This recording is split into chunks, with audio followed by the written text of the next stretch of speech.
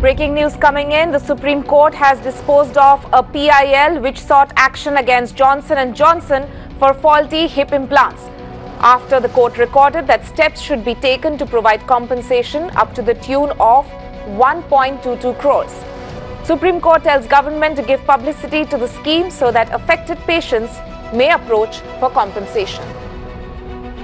So this, of course, is the latest development in the Johnson & Johnson faulty hip implants case.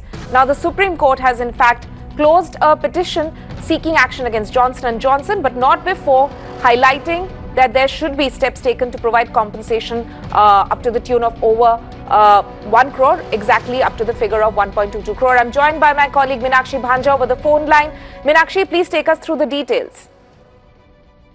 This was a plea in the Supreme Court which was seeking for enhancement of compensation, and like you correctly referred to, just a short while back the Supreme Court has disposed of, or rather closed, this particular PIL which was seeking action against Johnson & Johnson for those faulty hip implants after having recorded judicially that steps have indeed been taken to provide compensation up to 1.22 crore rupees.